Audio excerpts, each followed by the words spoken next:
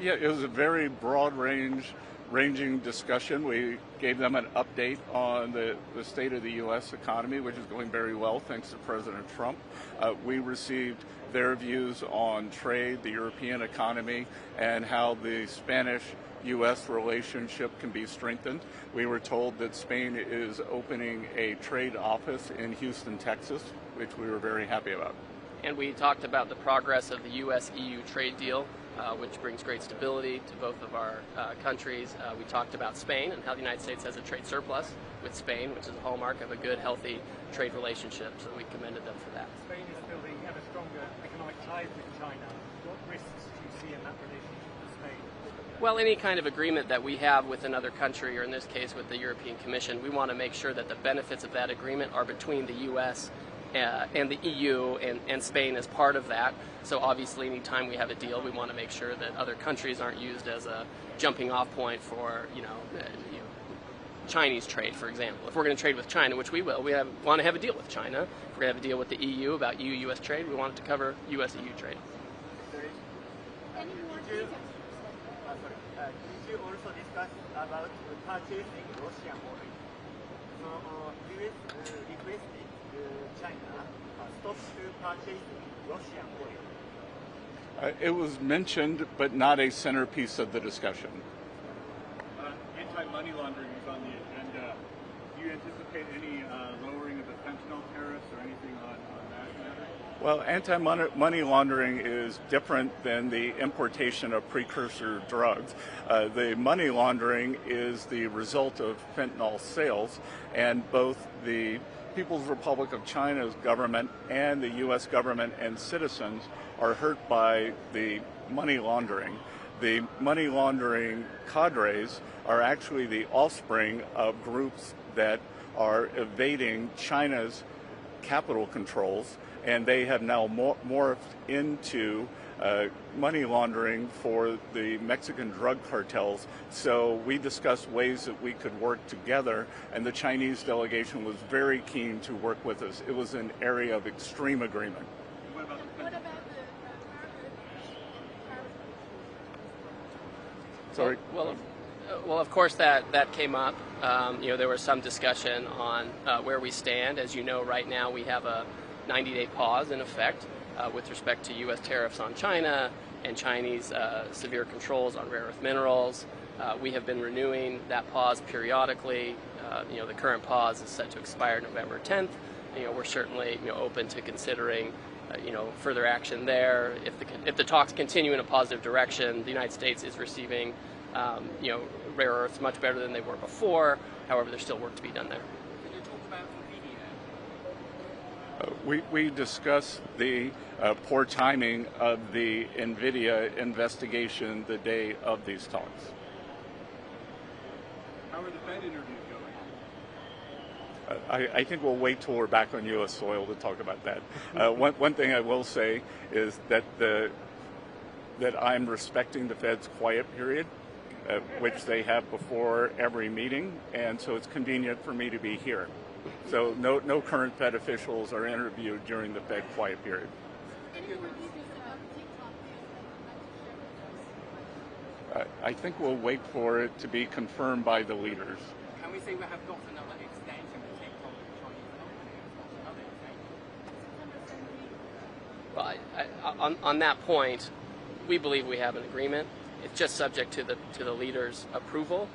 So if you need to extend it by some period of time just to get it signed, etc., that's one thing. But we're not going to be in the business of having repetitive extensions. We have a deal. If there's some extension needed just to get it signed, etc., that's one thing. But there's just no ongoing extensions. It would not have been extended without a framework. Right. Any other international qualifications we'll talk about is not about Ukraine, Russia? We had a full menu for 2 days of talks. Thank you very much. Summarize the talk with some Respectful, wide-ranging, in-depth. Any more words from you, Ambassador Greer? Productive. I think that's just about it for time, guys. We can take one last question if anybody has one. Do we have a time frame for TikTok? You know, the next few hours, might we hear, might we get some kind of release and more details? Will it remain on the Chinese, or is it going to switch to U.S. ownership? Any more details you can give us there? Well, I think the framework is for it to switch to U.S.-controlled ownership. But again, I'm not going to get ahead of the leaders' call on Friday. We have a framework. They'll have to confirm the deal. Great. Thank you so much, everybody, for coming. If you have any additional questions, please send them to the U.S. Embassy Madrid. Thanks very much.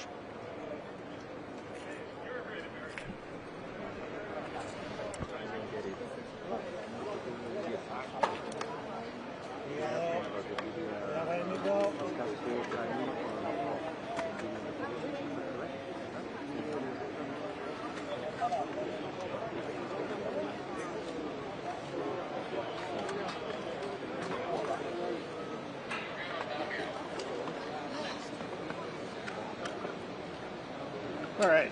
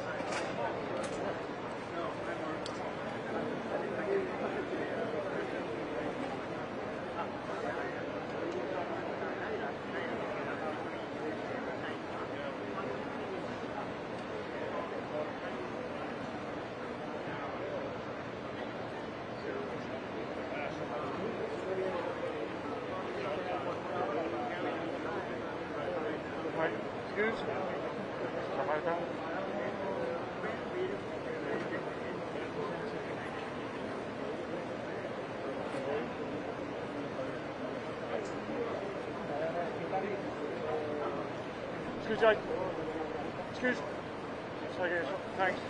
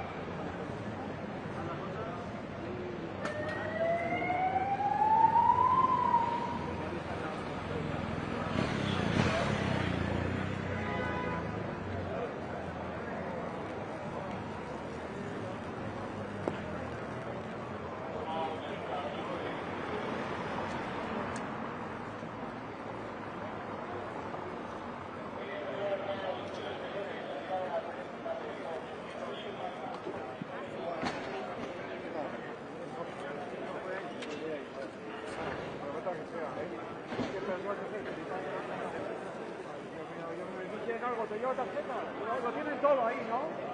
Toda la tuya.